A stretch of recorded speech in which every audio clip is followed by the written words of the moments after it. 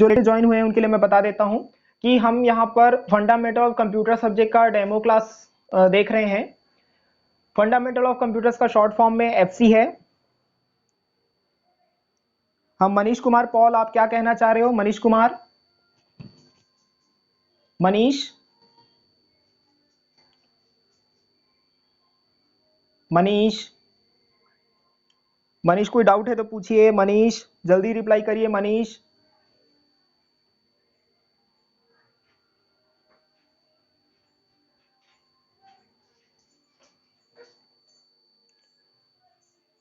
हाँ क्या बोल रहे हो मनीष? क्लियरली बताइए आप क्या पूछना चाह रहे हो।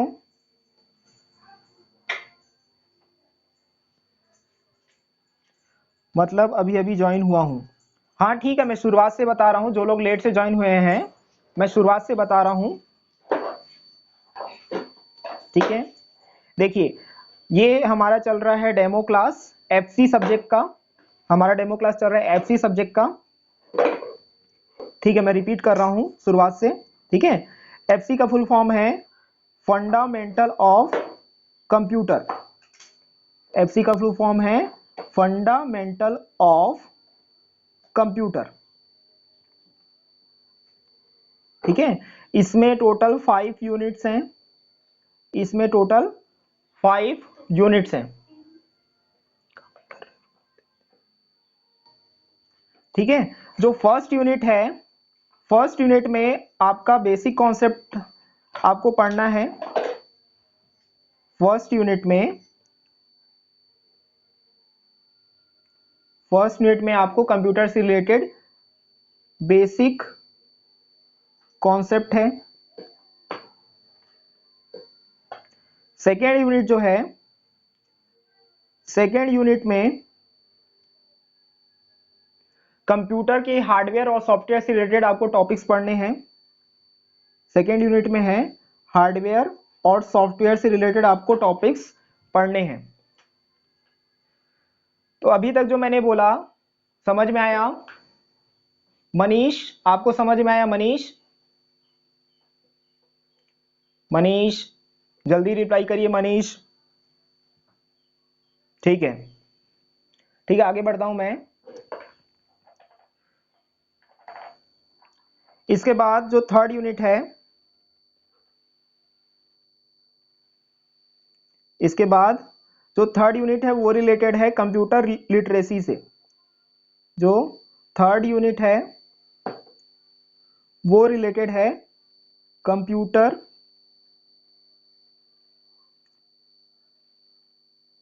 लिटरेसी से रिलेटेड है,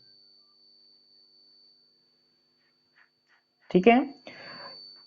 अब यहां पर कंप्यूटर लिटरेसी के अंतर्गत एमएस ऑफिस पे ज्यादा वेटेज दिया गया है।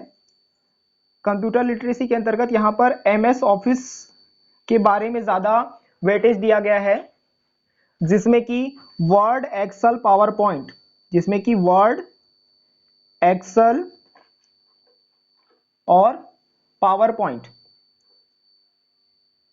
इनसे रिलेटेड क्या पढ़ेंगे आप? टॉपिक्स पढ़ेंगे, जिससे आपको ये आइडिया मिलेगा कि आपको एमएस ऑफिस में वर्ड, एक्सेल और पावर पॉइंट को कैसे इस्तेमाल करना है, उनके फंक्शंस को कैसे इस्तेमाल करना है।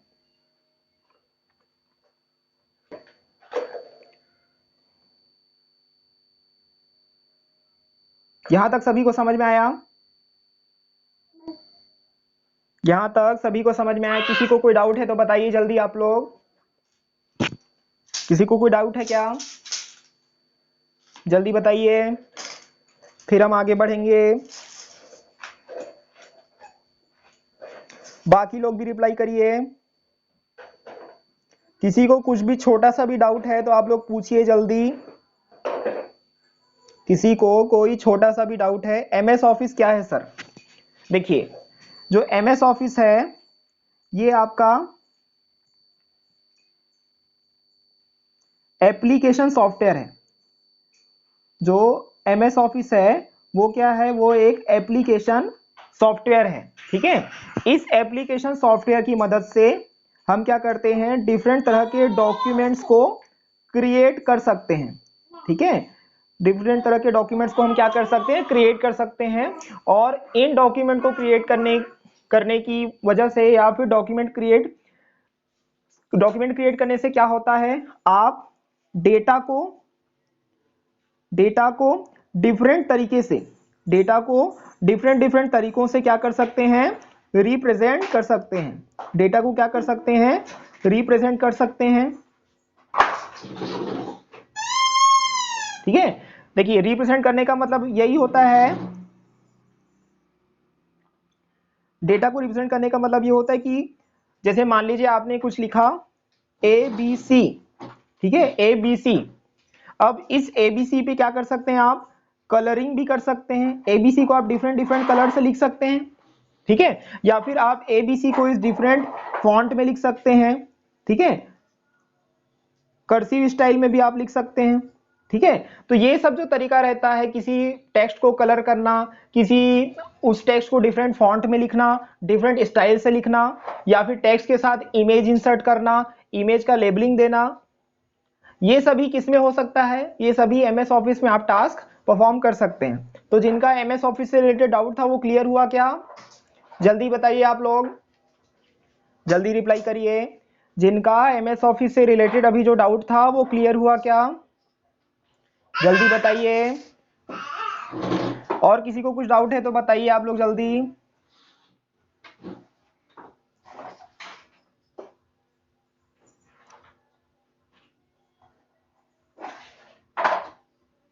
ठीक है, ठीक है, मैं थोड़ा सा आगे बढ़ता हूं।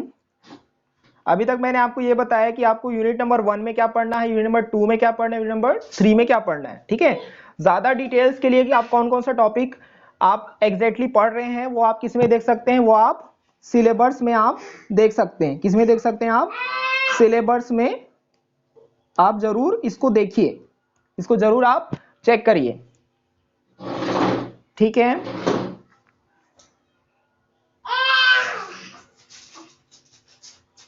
इसके बाद हम आते हैं, इसके बाद हम आपको यह बता रहे हैं कि यूनिट नंबर 4 में आपको क्या पढ़ना है। देखिए यूनिट नंबर 4 में आपको पढ़ना है कंप्यूटर्स एंड कम्युनिकेशन के बारे में। यूनिट नंबर 4 में आपको पढ़ना है कंप्यूटर्स और कम्युनिकेशन के बारे में पढ़ना है आपको। ठीक है, यानी कि हम यूनिट नंबर 4 में यह देखेंगे कि कम्युनिकेशन के लिए कौन कौन से डिफरेंट क्या है, मीडियम है। ठीक है, अब कम्युनिकेशन के लिए बहुत सारे मीडियम हैं, जैसे कि हो गया वेब ब्राउजर, जैसे कि क्या हो गया, वेब ब्राउजर है। ठीक है, अब वेब ब्राउजर कौन कौन से होते हैं सभी लोगों को पता है। जैसे कि वेब ब्राउजर का एक एग्जांपल है आपका गूगल क्रोम। वेब ब्राउजर का एक एग्जांपल क्या है, गूगल क्रोम। ठीक है, इसके अलावा और भी वेब ब्राउजर्स हैं, जैसे कि मोजिला फायरफॉक्स, जैसे कि क्या है, मोजिला फायरफॉक्स। इसके अलावा और भी बहुत सारे वेब ब्राउजर्स हैं, जैसे कि एप्पल सफारी। ठीक है, Apple safari is also a web browser. हाँ, किसी ने अभी कुछ कमेंट किया है क्या, दोबारा बताइए, मेरे स्क्रीन से गायब हो गया है। अभी रिसेंटली किसी ने कमेंट किया है, जल्दी बताइए क्या कमेंट था, मेरी स्क्रीन से गायब हो गया है। ओपेरा, ठीक है, बहुत सारे ब्राउजर्स हैं, सोनिया, खिलेंद्र, मिनी, ओपेरा भी है, ओपेरा मिनी भी है, यूसी ब्राउजर भी है, बहुत सारे अलग अलग हैं। ठीक है, तो वेब ब्राउजर भी एक तरह का कम्युनिकेशन का मीडियम है। ठीक है, इसके अलावा लैन हो गया, लैन, मैन, वैन। ठीक है, लैन, मैन, वैन। ठीक है, सर्च इंजन, इन सभी के माध्यम से आप क्या कर सकते हैं, कम्युनिकेशन कर सकते हैं। तो यूनिट नंबर 4 में आपको ये सारी चीजों को कवर करना है। ठीक है, सभी को यहां तक क्लियर है, किसी को कुछ डाउट है तो बताइए। सभी को यहां तक क्लियर है, किसी को कुछ डाउट है तो बताइए आप लोग जल्दी। एनीबॉडी हैविंग डाउट, किसी को कुछ डाउट है जल्दी बताओ, जल्दी कमेंट करके बताओ। ठीक है, ठीक है, ठीक है। और बाकी लोग भी कमेंट करके बताओ, बाकी लोग भी कमेंट करो जल्दी। ठीक है, अब हम आपको बताते हैं कि आपको यूनिट नंबर 5 में आपको क्या पढ़ना है। ठीक है, यूनिट नंबर 5 में आपको क्या पढ़ना है। ठीक है, यूनिट नंबर 5 का जो टाइटल है वो एप्लीकेशन डोमेन है। ठीक है, यूनिट नंबर 5 में जो है एप्लीकेशन डोमेन, यूनिट नंबर 5 का जो टाइटल है वो है एप्लीकेशन डोमेन। ठीक है, भले इसका टाइटल एप्लीकेशन डोमेन है लेकिन इसमें कोई भी प्रोग्रामिंग कॉन्सेप्ट नहीं है। ठीक है, इसमें कोई भी प्रोग्रामिंग कॉन्सेप्ट नहीं है। इसमें डिफरेंट तरह के एप्लीकेशंस यानी कि डिफरेंट तरह के सॉफ्टवेयर्स के बारे में बताया गया है। ठीक है, जिसकी मदद से आप डिजिटल सर्विसेज जिसकी मदद से आप डिजिटल सर्विसेज का फायदा उठा सकते हैं। उन सारे एप्लीकेशंस के बारे में इसमें बताया गया है। जैसे कि इसमें इसमें आपका एक टॉपिक है मोबाइल बैंकिंग। ठीक है, यूनिट नंबर 5 में आप ध्यान से देखेंगे तो आपका एक टॉपिक है इसमें मोबाइल बैंकिंग। ठीक है, ऐसे और भी बहुत सारे टॉपिक्स हैं जिसमें कि आपको बताया जा रहा है कि केवाईसी कैसे करना है, इंश्योरेंस और फाइनेंशियल ट्रांजैक्शन कैसे करना है, डिजिटल इंडिया का इस्तेमाल कैसे करना है। ये सब आपको किस में बताया गया है, ये सब आपको बताया गया है यूनिट नंबर 5 में। 5-15 सभी को क्लियर है? यहां तक सभी को क्लियर है? किसी को कुछ डाउट है तो बताइए आप लोग।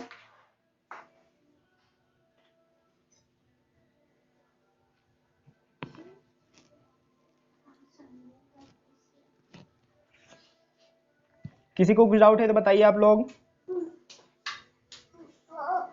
ओके,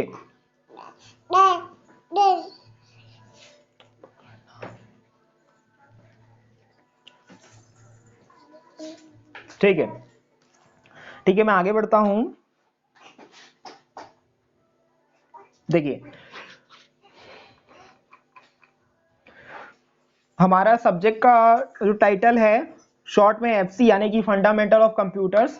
तो सबसे पहले हम आपको बताएंगे शॉर्ट में कंप्यूटर के बारे में। ठीक है, तो यह कंप्यूटर वर्ड किससे आया है? यह कंप्यूटर वर्ड आया है कंप्यूट से। ठीक है, यह कंप्यूटर वर्ड किससे आया है? कंप्यूट वर्ड से आया है। ठीक है, यहां पर कंप्यूट का मतलब होता है कैलकुलेट करना। ठीक है, यहां पर कंप्यूट का मतलब होता है कैलकुलेट करना।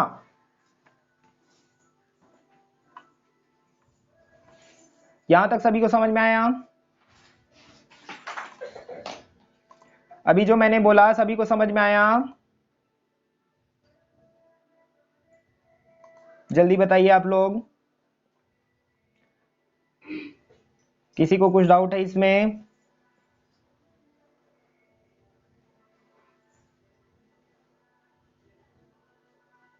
ठीक है,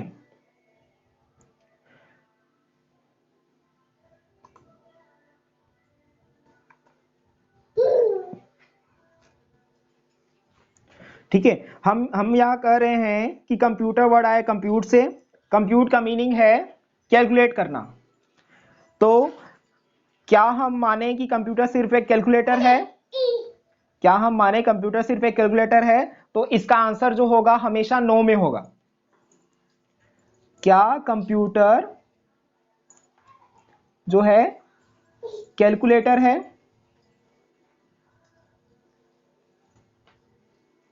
तो इसका आंसर क्या होगा? इसका आंसर नो। ठीक है, कंप्यूटर सिर्फ एक कैलकुलेटर नहीं है। ठीक है, कंप्यूटर और भी बहुत सारे टास्क परफॉर्म करता है। ठीक है, वो टास्क क्या क्या हो सकते हैं? वो टास्क हो सकता है सपोज जैसे कि डेटा को स्टोर करना, डेटा को स्टोर करना, डेटा को रिट्राइव करना, डेटा को स्टोर करना, डेटा को रिट्राइव करना, डेटा को मैनिपुलेट करना, डेटा को मैनिपुलेट करना, और डेटा को डिफरेंट फॉर्मेट्स में, डेटा को डिफरेंट फॉर्मेट्स में या डिफरेंट फॉर्म में क्या करना, रिप्रेजेंट करना। ये सारे क्या होते हैं, कंप्यूटर के टास्क होते हैं। ये सारे क्या होते हैं, कंप्यूटर के टास्क होते हैं। यहां तक आया सभी को समझ में? यहां तक आया सभी को समझ में? किसी को कुछ डाउट है?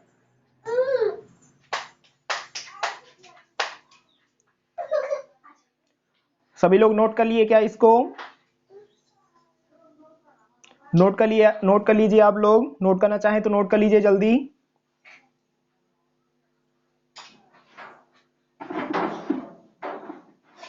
ठीक है,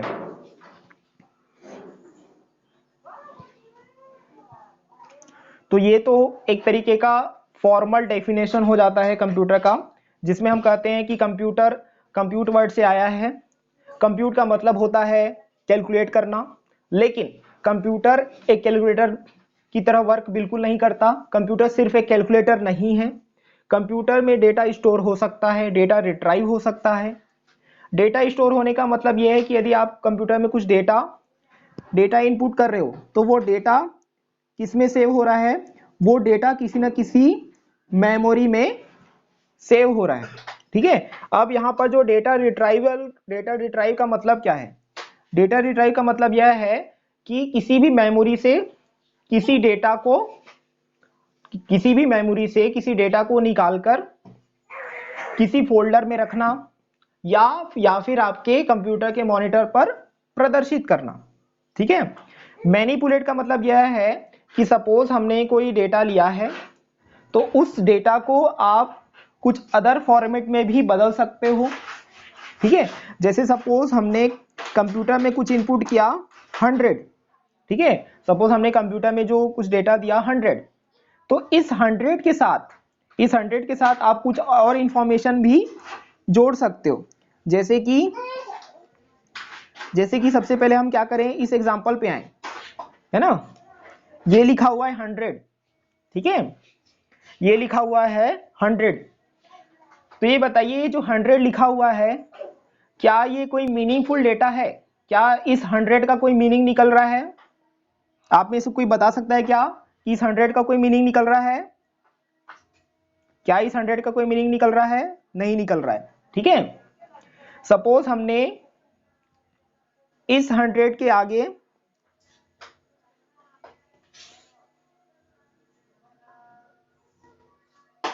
ठीक है, सपोज इस 100 के साथ हमने लिख दिया 100 बुक्स। सपोज इस 100 के साथ हमने लिख दिया 100 बुक्स। तो क्या बताइए, इस लाइन का कोई मीनिंग अब निकल रहा है? बताइए।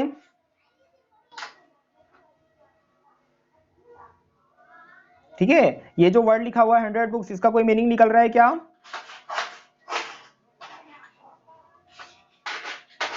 ठीक है, हाँ, इसका मीनिंग निकल रहा है। देखिए, इस मीनिंग ये निकल रहा है कि 100 बुक्स हैं, है ना, 100 नंबर ऑफ बुक्स हैं।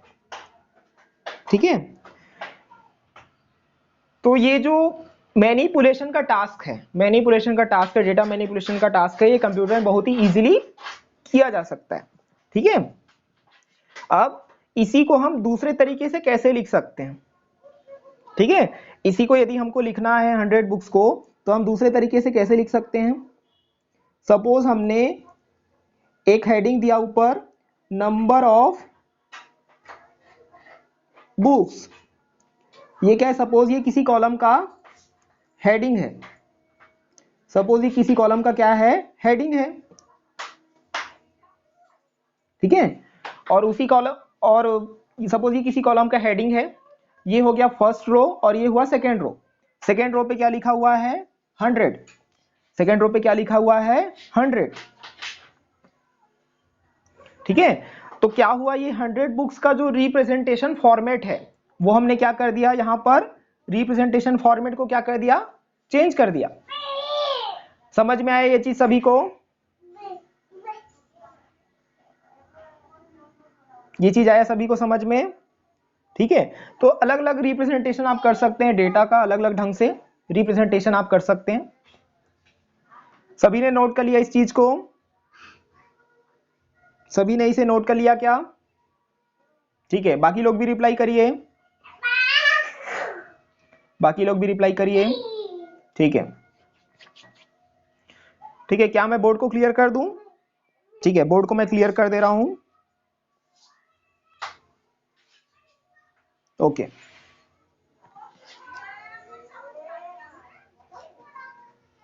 ठीक है, तो अभी तक हमने आपको यह बताया कि कंप्यूटर वर्ड से आया है, जिसका मीनिंग होता है कैलकुलेट करना।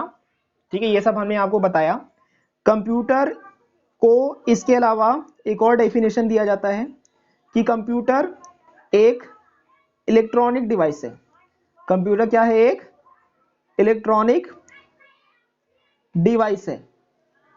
ठीक है, इलेक्ट्रॉनिक डिवाइस है क्योंकि इसमें इलेक्ट्रॉनिक सिग्नल्स का यूज होता है। ठीक है, कंप्यूटर इसके अलावा एक प्रोग्रामेबल डिवाइस भी है।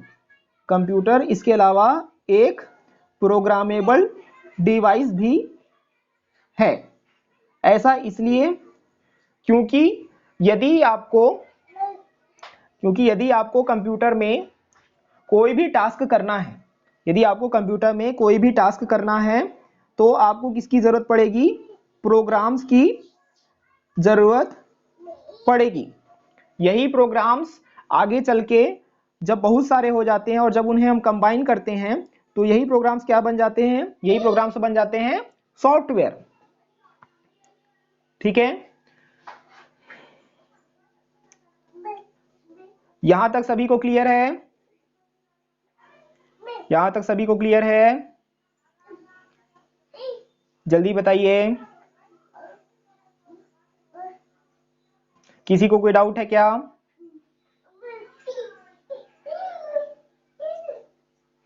किसी को कोई डाउट है तो बताइए। ठीक है,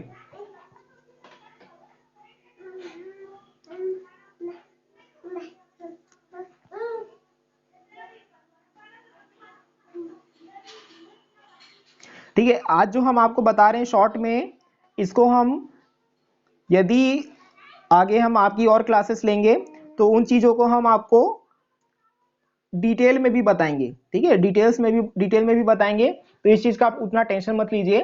ठीक है, जहां यहाँ पर जिस चीजों को हम शॉर्ट में बता रहे हैं, एक्चुअल क्लासेस यदि हम आपकी लेंगे तो हम वहां पर आपको ये सारी चीजें डिटेल्स में भी कवर करेंगे। क्लियर है सभी को मैं क्या बोल रहा हूं? सभी को क्लियर है? सभी को क्लियर है मैंने अभी क्या कहा? जल्दी बताइए आप लोग। ठीक है, बाकी लोग भी रिप्लाई करिए। ठीक है,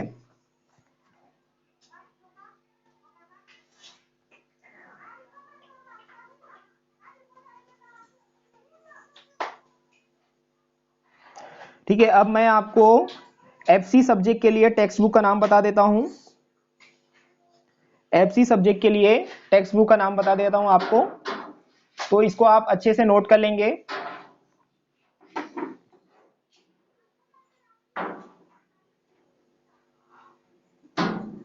ठीक है, जो पहला बुक है वो है कंप्यूटर बेसिक्स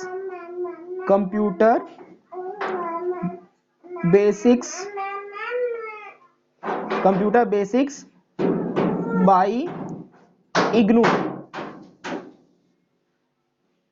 फर्स्ट बुक का नाम है कंप्यूटर बेसिक्स बाय इग्नू। इस बुक में ही आपका मैक्सिमम सिलेबस कवर होगा। इस बुक से ही आपका maximum amount of syllabus cover होगा।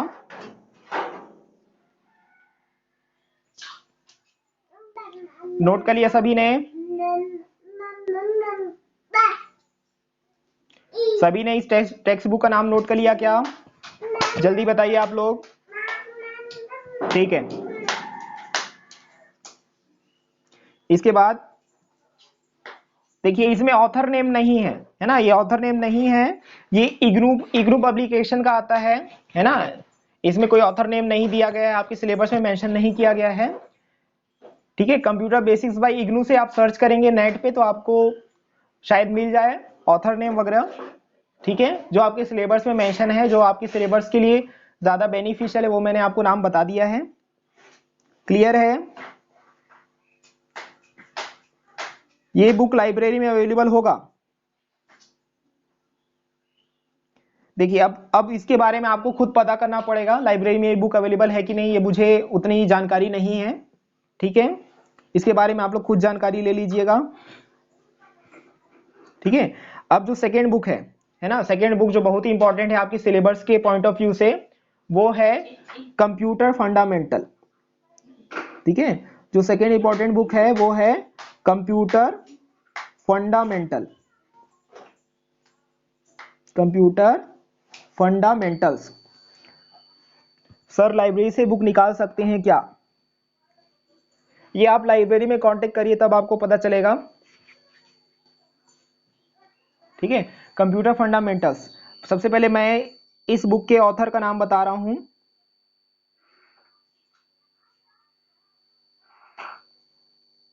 ठीक है, इस बुक के ऑथर का नाम है प्रदीप सिन्हा। प्रदीप सिन्हा। ठीक है,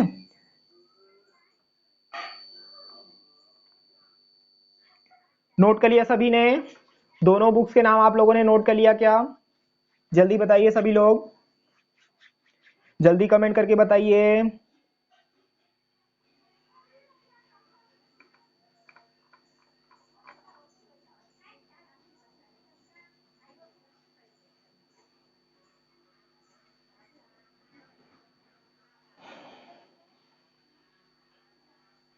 ठीक है,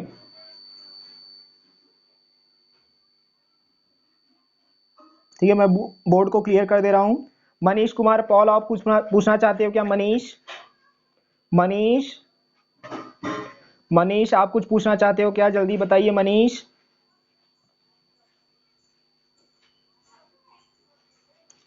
मनीष कुमार पॉल, आप कुछ पूछना चाहते हो क्या? मनीष जल्दी बताइए Manish.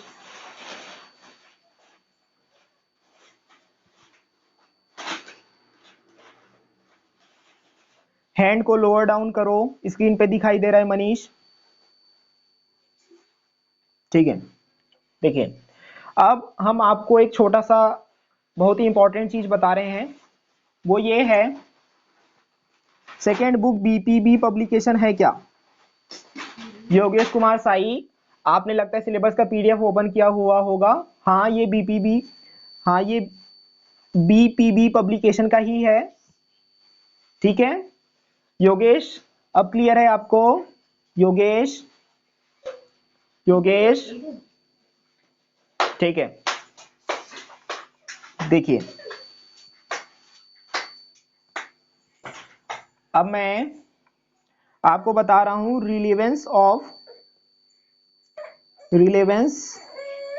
Of FC for mining.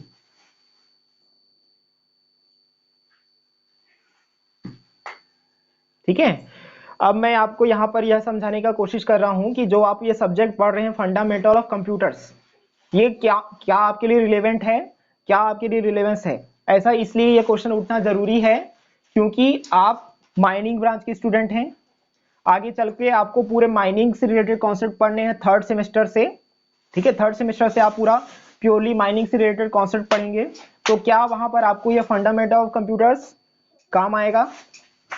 हाँ, तो इसका आंसर होगा यस। इसका आंसर क्या होगा? यस। इस चीज में किसी को कुछ पूछना है? यहां पर किसी को कुछ पूछना है तो बताइए। यहां पर कोई कुछ पूछना चाहता है क्या?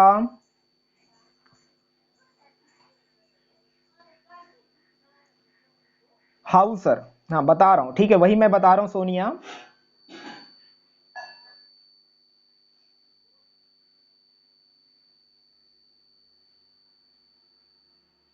देखिए सबसे पहले आपको यह समझना होगा कि माइनिंग ब्रांच एक्चुअली में है क्या। इसके लिए सबसे पहले आपको यह समझना होगा कि माइनिंग ब्रांच एक्चुअली में है क्या। तो माइनिंग ब्रांच डिफरेंट तरह के ब्रांचेस का क्या है? मिक्सचर है। ठीक है, माइनिंग ब्रांच क्या है, civil plus mechanical, civil plus mechanical का क्या है, मिक्सचर है माइनिंग ब्रांच। ठीक है, अब इस माइनिंग ब्रांच में, माइनिंग ब्रांच से जब आप एक माइनिंग इंजीनियर बन के निकलेंगे, माइनिंग ब्रांच से जब आप माइनिंग इंजीनियर बन के निकलेंगे और सपोज आप किसी कोल माइंस में वर्क करेंगे, ठीक है, कोल माइंस में या फिर आप माइंस में वर्क करेंगे, तो माइंस में जब भी आप वर्क करते हैं तब आपको क्या करना होता है ना, भूगर्भ, हिंदी में जो बोलते हैं ना भूगर्भ, है ना, वो होता है अंडरग्राउंड, है ना, उसको इंग्लिश में बोलते हैं अंडरग्राउंड अर्थ। ठीक है, अंडरग्राउंड अर्थ। ठीक है, मैं उतना माइनिंग से ताल्लुक नहीं रखता हूं, I am basically an IT professional, IT teacher, तो मुझे माइनिंग के बारे में उतना आइडिया नहीं है, फिर भी जितना आइडिया हूं मैं आपको समझाने का कोशिश कर रहा हूं। ठीक है, तो अंडरग्राउंड अर्थ में जब जब कोई माइनिंग से रिलेटेड टास्क होता है ना, माइनिंग का हिंदी में मतलब होता है खुदाई करना, है ना, माइनिंग का हिंदी में मतलब होता है खुदाई करना। तो अंडरग्राउंड अर्थ में जब माइनिंग से रिलेटेड ऑपरेशन परफॉर्म होता है, ठीक है, माइनिंग से रिलेटेड ऑपरेशंस परफॉर्म होता है, तो वहां आप डिफरेंट मिनरल्स, है ना, मिनरल्स यानी कि खनिज वगैरह, है ना, मिनरल्स, खनिज, है ना, इनके बारे में क्या करते हैं आप, स्टडी करते हैं, इनके बारे में क्या करते हैं आप, स्टडी करते हैं। साथ ही साथ कई बार कुछ सॉइल के बारे में भी स्टडी होता है इसमें थोड़ा बहुत। ठीक है, तो इनसे रिलेटेड क्या होता है, इनसे रिलेटेड बहुत सारा क्या मिलता है आपको, इंफॉर्मेशन। ठीक है, इनसे रिलेटेड क्या मिलेगा आपको, बहुत सारा इंफॉर्मेशन। जब आप कोई माइनिंग टास्क करेंगे तो आपको मिनरल से, सॉइल से रिलेटेड क्या मिलेगा, बहुत सारा इंफॉर्मेशन मिलेगा। इस इंफॉर्मेशन को प्रॉपरली मैनेज करने के लिए, ठीक है, इस इंफॉर्मेशन को प्रॉपरली मैनेज करने के लिए आपको आपको कंप्यूटर का इस्तेमाल करना पड़ेगा।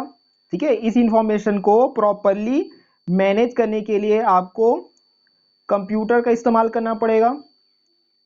ठीक है, तभी आप इस तरह की इंफॉर्मेशन को अच्छे ढंग से क्या कर पाओगे, मैनेज कर पाओगे। ठीक है, तो हो सकता है भले ही आप एक माइनिंग इंजीनियर बन जाओ, फिर भी आपको वहां पर एमएस ऑफिस, ठीक है, एमएस ऑफिस वगैरह का इस्तेमाल फिर भी आपको करना पड़ेगा। यह बात आपको ध्यान में रखनी बहुत ही जरूरी है। ठीक है, तो एमएस ऑफिस आप कब सीखोगे, जब आपको कंप्यूटर का फंडामेंटल्स क्लियर होगा। ठीक है, जब आपको फंडामेंटल ऑफ कंप्यूटर्स क्लियर होगा तब आप एमएस ऑफिस अच्छे से सीख सकते हो, है ना। यानी कि इस सब्जेक्ट का जो रिलेवेंस है, इस सब्जेक्ट का जो एम है वो ये है कि भले ही आप एक माइनिंग ब्रांच की स्टूडेंट हो, फिर भी आप कंप्यूटर्स के बारे में जानो, ताकि आप जब एक माइनिंग फील्ड में जाओगे और माइनिंग से रिलेटेड इंफॉर्मेशन को जब आप मैनेज करोगे तब आप उसको कंप्यूटर में अच्छे ढंग से मैनेज कर पाओ। तो इस सब्जेक्ट का रिलेवेंस, है ना, माइनिंग ब्रांच के लिए फंडामेंटल ऑफ कंप्यूटर्स का रिलेवेंस आप लोगों को समझ में आया क्या, जल्दी बताइए। बाकी लोग भी रिप्लाई करिए, बाकी लोग भी रिप्लाई करिए। ठीक है, तो इसीलिए इस सब्जेक्ट को आप अच्छे से पढ़िए। ठीक है, इस सब्जेक्ट को आप अच्छे से पढ़िए। ठीक है, इस सब्जेक्ट को अच्छे से पढ़ने को मैं इसलिए भी बोल रहा हूं क्योंकि यही वो सब्जेक्ट है जो आपके पूरे सेमेस्टर में आपको अच्छा स्कोर करा सकता है। ठीक है, इस सेमेस्टर में आपके लिए सबसे हाई स्कोरिंग, है ना, हाई स्कोरिंग सब्जेक्ट जो है वो क्या है, फंडामेंटल ऑफ कंप्यूटर्स ही है। इस सेमेस्टर में आपके लिए सबसे जो हाई स्कोरिंग सब्जेक्ट है, जिसमें आप अच्छे से स्कोर कर सकते हो, अच्छे से मार्क्स ला सकते हो, वो क्या है, फंडामेंटल ऑफ कंप्यूटर्स ही है। ठीक है, क्योंकि बाकी जो सब्जेक्ट हैं जैसे कि basic electrical and electronics engineering, ये थोड़ा आपको टफ लग सकता है, मैथमेटिक्स थोड़ा सा टफ लग सकता है, फिजिक्स थोड़ा सा टफ हो सकता है। ठीक है, इंजीनियरिंग ग्राफिक्स थोड़ा सा आपके लिए टफ हो सकता है, लेकिन फंडामेंटल ऑफ कंप्यूटर ऐसा सब्जेक्ट है जिसमें आपको कम मेहनत में आप ज्यादा स्कोर इजीली कर सकते हो। ठीक है, फंडामेंटल ऑफ कंप्यूटर्स भी 100 मार्क्स का ही होगा, जो आपका एंड सेमेस्टर पेपर होगा फंडामेंटल ऑफ कंप्यूटर्स में, वो भी 100 मार्क्स का होगा, जिसमें जो पासिंग मार्क होता है ना, जिसमें जो पासिंग मार्क है वो आपका, ठीक है, पासिंग मार्क के बारे में आप सिलेबस वगैरह में देख सकते हो। ठीक है, यदि आपने इस सब्जेक्ट को अच्छे से पढ़ा है तो आप 100 में इजीली 60 आप आराम से स्कोर कर सकते हो कम मेहनत में। ठीक है, इसलिए इस सब्जेक्ट को आपको अच्छे से पढ़ना है। ठीक है, जो जो चीजें मैंने आपको बताई सारी चीजें आपको समझ में आई। ठीक है, इस डेमो क्लास का जो आज का जो हमारा टाइम शेड्यूल था वो 5:15 PM तक था। सर एफसी का ब्लूप्रिंट मिल सकता है क्या? एफसी का ब्लूप्रिंट, जागृति आप क्या कहना चाह रहे हो? जागृति, जागृति आप अपना क्वेश्चन थोड़ा अच्छे से क्लियर करके बताइए। जागृति, जागृति, जागृति जल्दी रिप्लाई करिए आप। अच्छा, एग्जाम के लिए देखिए, एग्जाम के लिए आप क्या कर सकते हैं, एक सेमेस्टर का एग्जाम हो चुका है फंडामेंटल ऑफ कंप्यूटर्स में, तो आप प्रीवियस ईयर का पेपर, ठीक है, आप प्रीवियस ईयर का जो पेपर है, ठीक है, प्रीवियस ईयर का पेपर आप रिफर कर सकते हो, है ना, यानी कि नवंबर दिसंबर 2019, है ना, नवंबर दिसंबर 2019 इस सेशन में जो पेपर हुआ था उस पेपर को आप जस्ट रेफरेंस के लिए, एक आइडिया के लिए देख सकते हो कि एफसी में किस तरह का क्वेश्चन आता है। जागृति आपको क्लियर है? जागृति, ठीक है, ओके।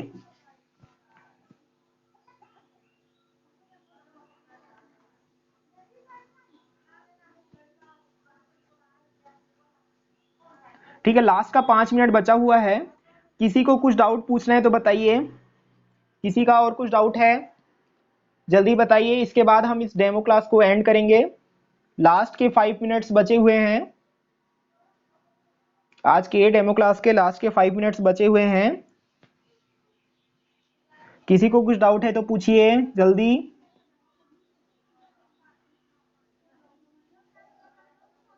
सर आपके पास बुक का पीडीएफ है क्या?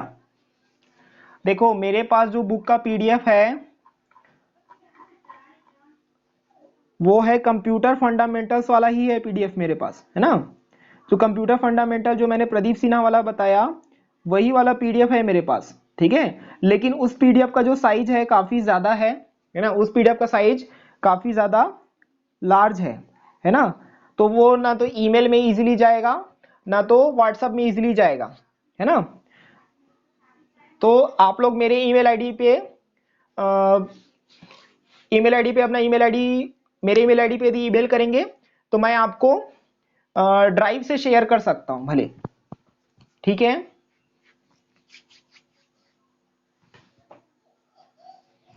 जिनका भी बुक का पीडीएफ से रिलेटेड डाउट था उनका क्लियर हुआ,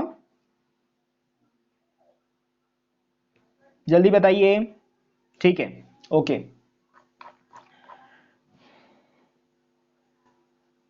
देखिए ये आज का जो क्लास था वो डेमो क्लास था, आपका एक्चुअल क्लास कल से स्टार्ट होगा। ठीक है, तो सभी लोग कल क्लासेस में टाइम पे ज्वाइन हो जाएंगे।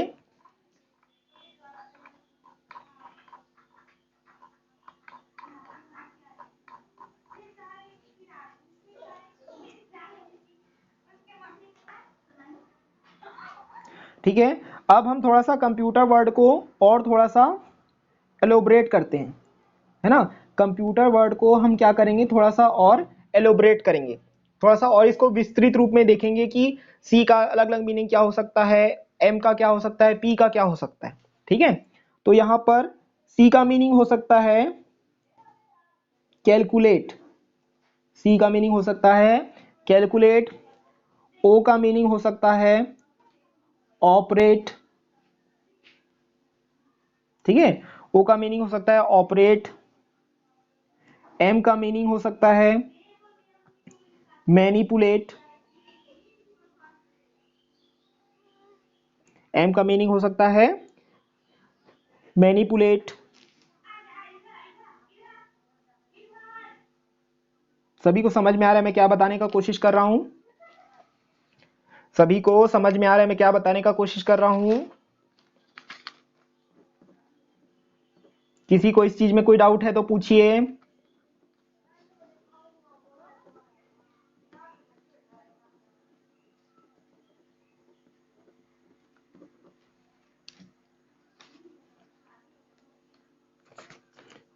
एक होता है पी, है ना, कंप्यूटर में एक और आता है पी। इस पी का मतलब होता है पॉपुलेट। इसका मतलब होता है पॉपुलेट।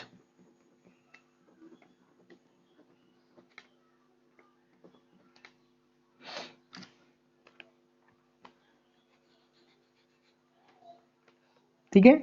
अब नेक्स्ट आता है इसमें यू। अब नेक्स्ट आता है इसमें यू। यू का मतलब होता है अंडू। ठीक है, अंडू यानी कि किसी भी कार्य को आप, यदि कोई कार्य गलती से हो गया है, उसका प्रीवियस स्टेट अच्छा है तो आप उसमें वापस जा सकते हैं, तो ये होता है अंडू।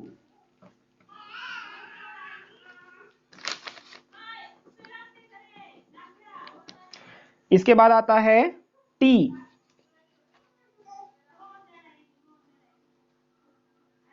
इसके बाद है टी। टी का है टेबुलेट।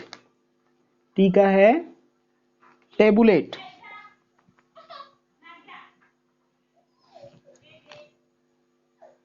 ई का है एडिट। ठीक है, यानी कि आप किसी भी डेटा को टेबल फॉर्म में भी रिप्रेजेंट कर सकते हैं। ये आपने कोई डेटा इनपुट दिया है तो आप उसे एडिट भी कर सकते हैं।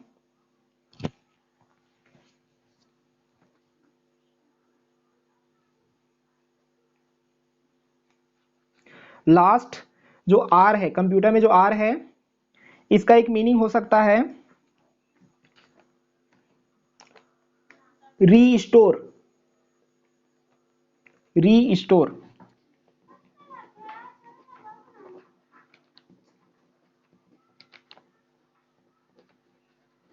ठीक है, रीस्टोर का मतलब यह है कि सपोज यदि आपने कोई सॉफ्टवेयर इंस्टॉल किया था अपने कंप्यूटर पे, तो उसके बाद किसी पर्टिकुलर सॉफ्टवेयर को इंस्टॉल करने के बाद कोई भी हार्डवेयर से रिलेटेड प्रॉब्लम आया, तो यदि आप किसी ऐसे पॉइंट पे वापस जाना चाहते हैं जहां पर आपका कंप्यूटर अच्छे ढंग से वर्क कर रहा था, तो कंप्यूटर में एक रीस्टोर पॉइंट नाम की फैसिलिटी होती है, जिससे आप किसी भी बैक डेट और टाइम पे क्या कर सकते हैं, स्विच कर सकते हैं। ठीक है, तो ये चीजें कंप्यूटर का जो फुल फॉर्म मैंने आपको एक छोटा सा बताया, सभी को क्लियर है क्या? जल्दी बताइए, जल्दी बताइए। ओके, ठीक है, तो इसी के साथ आज की डेमो क्लास यहीं पर कंप्लीट हो रही है। ठीक है, आज की जो डेमो क्लास है यहीं पर कंप्लीट हो रही है। Okay, thank you. Okay, thank you. ठीक है, सभी लोग अब मीटिंग से लेफ्ट कर सकते हैं। सभी लोग, आप लोग लेफ्ट कर सकते हैं। Have a good day. Thank you.